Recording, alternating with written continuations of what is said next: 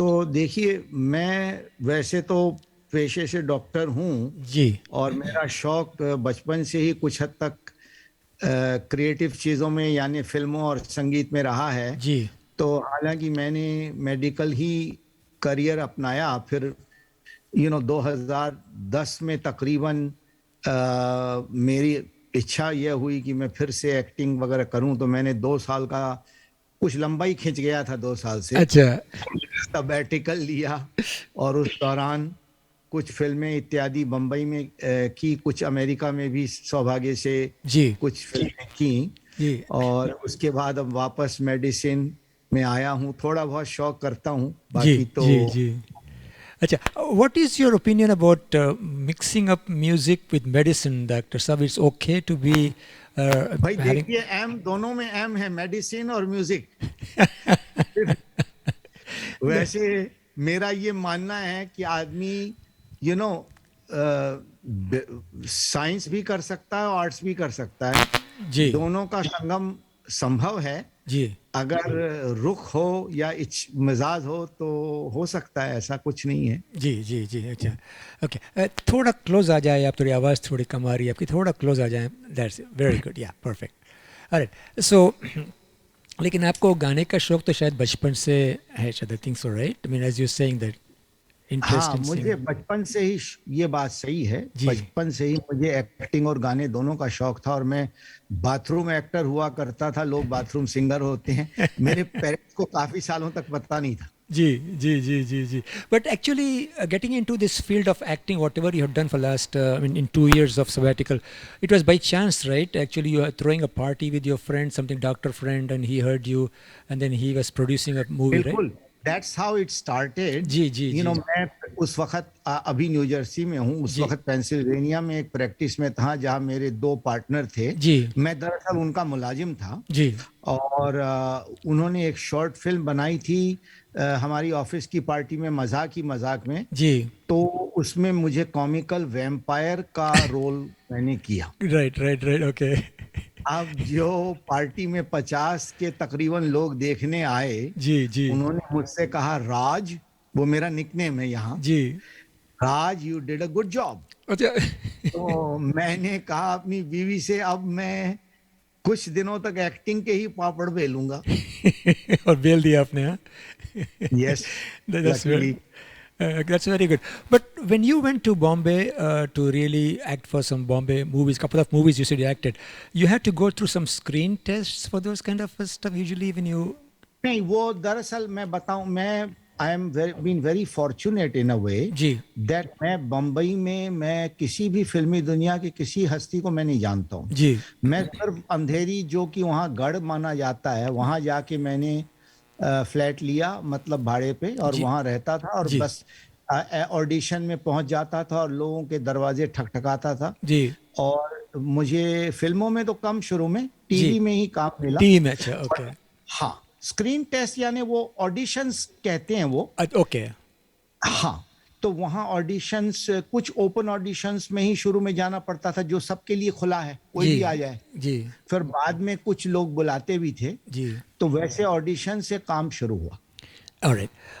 So coming back to your chance here in American English movies में, उसमें भी आपने कुछ ड्रामास किए थे स्टेज पे, राइट?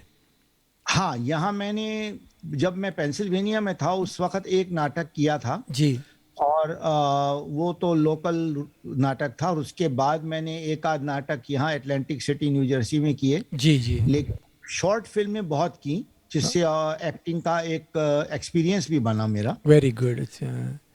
और उसके बाद मैंने सबसे जो बड़ी फिल्म की है वो रॉजर स्पॉटिसवुड नाम के डायरेक्टर हैं, जिन्होंने जेम्स बॉन्ड की फिल्म भी डायरेक्ट की है। जी। जी। और जी। मेरा सौभाग्य रहा कि उनकी फिल्म में मैंने एक बहुत ही मुख्य भूमिका निभाई, जो अभी रिलीज नहीं हुई है, अच्छा।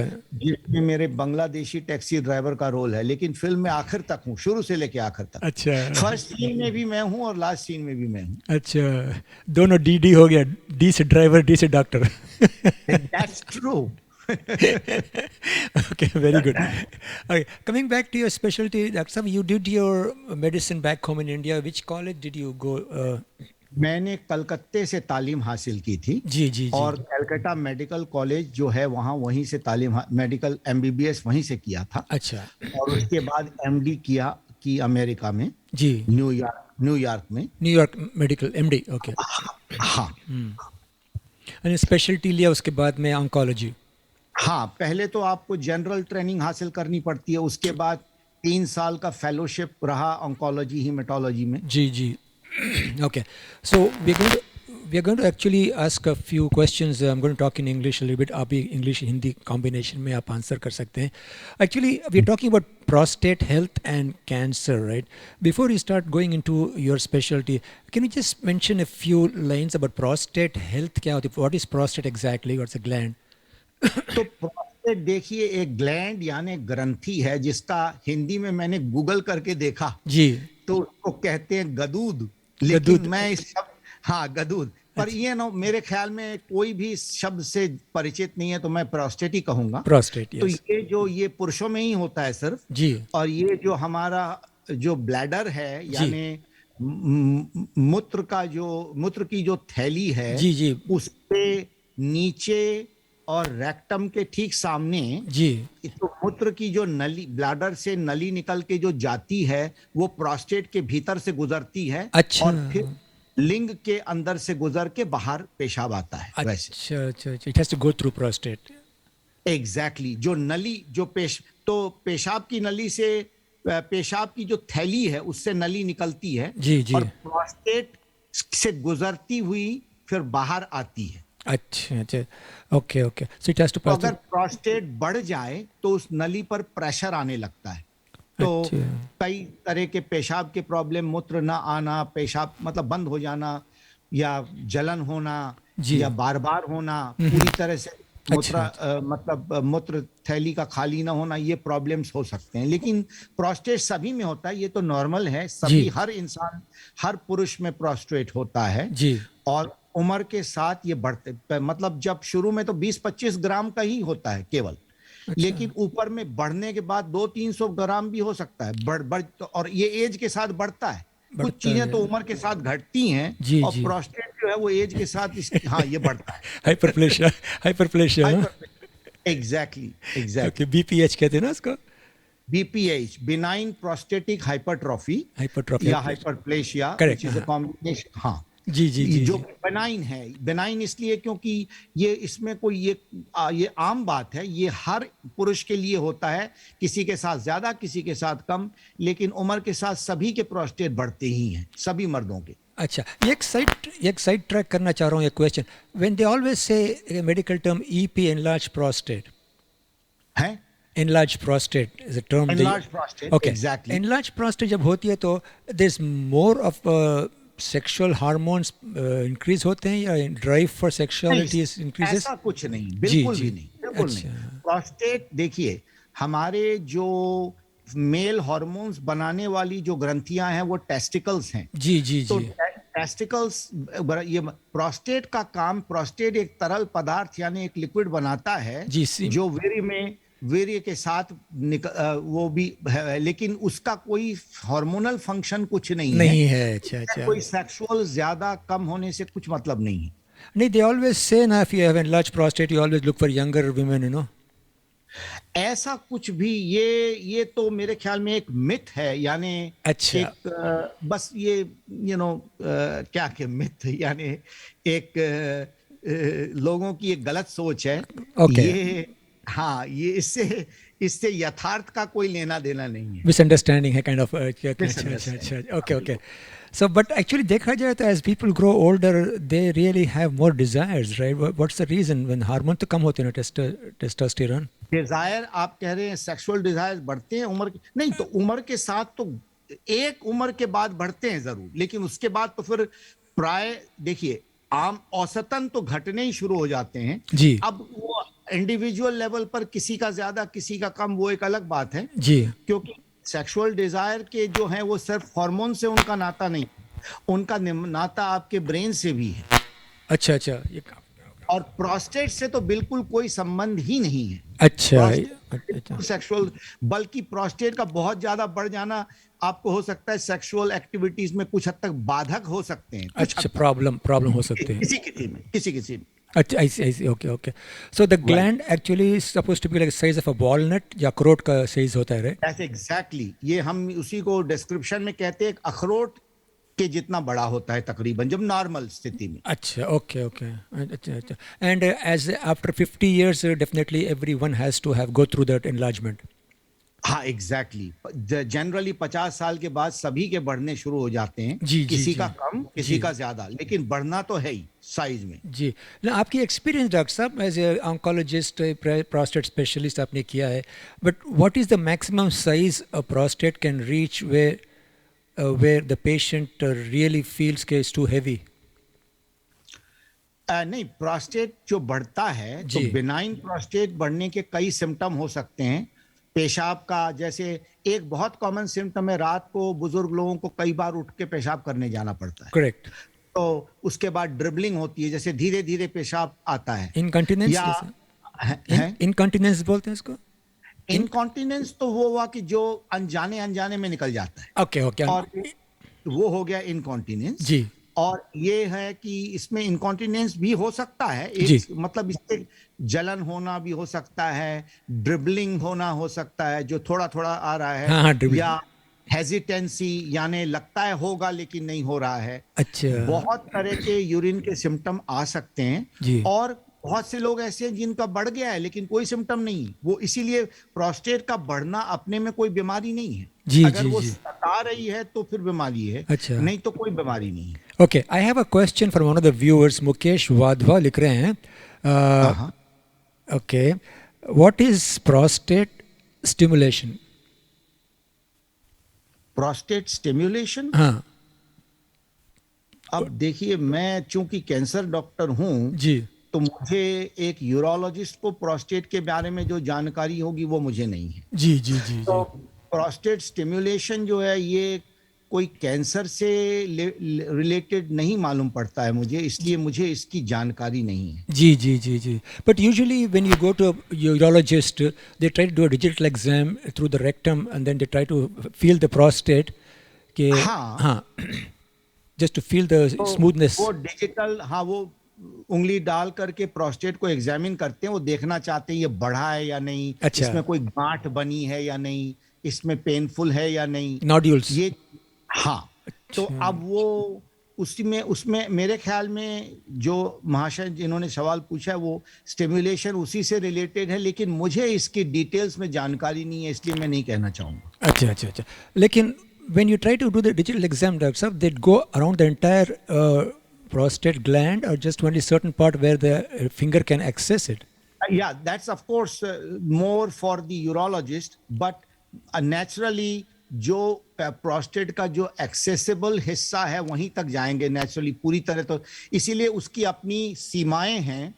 प्रोस्टेट एग्जाम से कुछ, प्रोस्टेट एग्जाम का कुछ महत्व है जी. लेकिन बहुत ज्यादा महत्व नहीं है कैंसर की दुनिया में. अच्छा. क्योंकि हाँ, क्योंकि प्रोस्टेट फिंगर एग्जाम से जब तक पता चलता है तब तक जनरली वो लोकली एडवांस्ड हो चुका होता है. अच्छा. एग्जैक्टली. हाँ, तो मतलब जब शुरू के स्टेज में प्रोस्टेट की डिजिटल रेक्टल एग्जाम उतनी काम करते हैं as a part of the package deal, जी. पर उसका मेन जो टेस्टिंग होती है वो ब्लड टेस्ट होता है, पीएसए का. PSA वो टेस्ट. ज्यादा, हाँ, वो ज्यादा सेंसिटिव है, जी. वो जल्दी. और अगर प्रोस्टेट एग्जाम से पता चले कि प्रोस्टेट का कैंसर हो गया है तो वो जनरली काफी लोकली एडवांस्ड हो चुका होता है तब तक generally. But in your opinion, you think everybody, every male after age of certain 50, 55, 60 should go through for a prostate exam or have PSA exam test करना है? हाँ, तो ये देखिए, पीएसए एग्जाम जो है ये बहुत ही कंट्रोवर्शियल बात है जी बहुत विवाद वाली बात है. जी तो मैं बिल्कुल ये नहीं कहूंगा कि हर पुरुष को पीएसए एग्जाम करना, ये बिल्कुल नहीं कहूंगा. जी जी जी जी. ये एग्जाम कराने के पहले डिस्कशन होना चाहिए डॉक्टर के साथ कि इसके फायदे क्या हैं, इसके नुकसान क्या हैं. नुकसान भी हैं, अच्छा. ऑफ कोर्स, क्योंकि प्रोस्टेट कैंसर मैंने आपसे कहा कि बहुत कॉमन है, जी. लेकिन ज्यादातर लोगों को जिनको प्रोस्टेट कैंसर होता है वो, उनसे न तो उनकी मृत्यु होती है न ही वो उनको सताता, वो उनके साथ अगर ऐसा है कि अगर किसी मर्द की पुरुष की मृत्यु 90 साल की एज के आप अगर 1000 लोगों को ऑटोप्सी करेंगे तो जी ज्यादातर लोगों में पाएंगे कि माइक्रोस्कोप के नीचे उनको प्रोस्टेट कैंसर था, लेकिन उनके जीवन काल में उनको कोई प्रॉब्लम नहीं हुआ उससे। अच्छा इट्स नॉट हाँ तो हाँ तो इट्स ज्यादातर लोगों को प्रोस्टेट कैंसर प्रॉब्लम नहीं देगी। जी इसीलिए मैं ये नहीं कहूंगा कि यूनिवर्सली सभी 50 साल के ऊपर के लोगों को, मर्दों को पीएसए कराना। ये एक अच्छा डिस्कशन होना चाहिए अपने फैमिली डॉक्टर के साथ, जी और अगर डिस्कशन के बाद उनको लगे कि ये हमारे लिए अच्छा है तो कराइए, नहीं तो कई बार कराने के प्रॉब्लम भी है, क्योंकि अच्छा बेकार प्रोस्टेट की पीएसए का बढ़ना असर प्रोस्टेट कैंसर में नहीं, कोई दूसरी चीजों में भी बढ़ जाता है। इवन प्रोस्टेट में इंजुरी, एक कोई बाइक करके आया है लंबे समय तक, उसमें भी थोड़ा बहुत पीएसए बढ़ जाता है।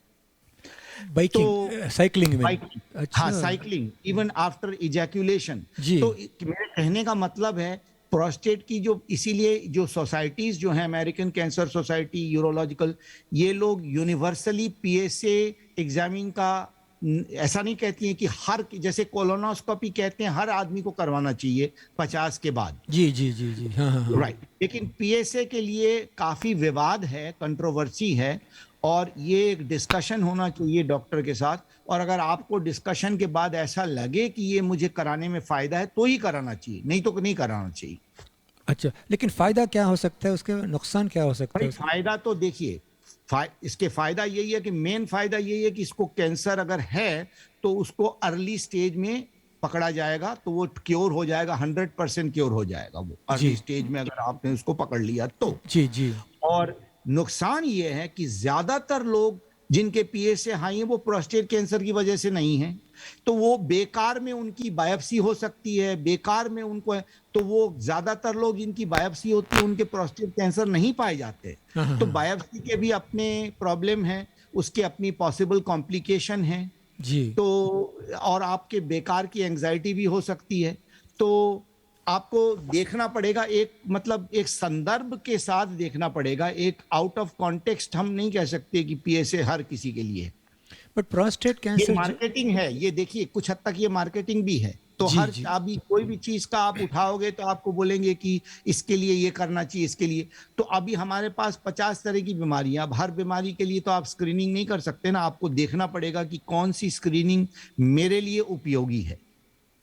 राइट राइट बट जो इंक्रीज पीएस से बोल रहे हैं आप, इंक्रीज पीएस से if it's not a cancer what else situation can increase the PSA like bicycling? Oh, of course. Even benign hypertrophy of the prostate, जी infection of the prostate, lot of things can lead to high PSA. Now, okay okay okay जी generally, a very high PSA is more suggestive of cancer. इसका suggest, लेकिन निर्धारित नहीं है। PSA से केवल हम नहीं ला, उसका उसमें बहुत सी सूक्ष्म बातें हैं। बीएससी की गति भी हम देखते हैं, किस गति से बढ़ रहा है, उसके बाद हम डिसाइड किया जाता है कि इसकी पीएसए अगर कैंसर, और पीएसए से कैंसर का डायग्नोसिस नहीं होता है, पीएसए से संदेह बन सकता है। जी उसके बाद नेक्स्ट स्टेप होती है बायोप्सी।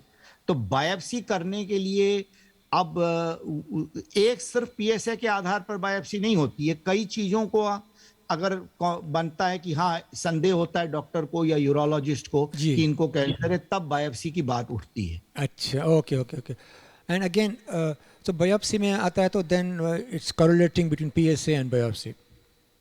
हाँ तो अभी बहुत ज्यादातर लोग जिनके बायोप्सी होंगे उनको कैंसर नहीं पाया जाएगा। दरअसल मैं आपको ये कह रहा हूँ, अच्छा अगर अगर कुछ लोगों की बायोप्सी की जाए संदेह के आधार पर, ज्यादातर लोगों में उनको प्रोस्टेट कैंसर नहीं होगा। अच्छा अच्छा, और फिर कुछ लोगों को ऐसा कैंसर होगा जो कि कभी भी शायद जानलेवा ना हो। अगर प्रोस्टेट कैंसर हो भी जी अगर वो लो ग्रेड है जी और अगर वो पेशेंट का एज थोड़ा ज्यादा है तो शायद हो सकता है उसके जीवन काल में उसका उस प्रोस्टेट कैंसर से उनको शायद कोई प्रॉब्लम ही ना हो। अच्छा अच्छा ऐसा ऐसे भी हाँ लेकिन ये और दो question I am getting from Mukesh writing a couple of question. ये बोल रहे हैं कि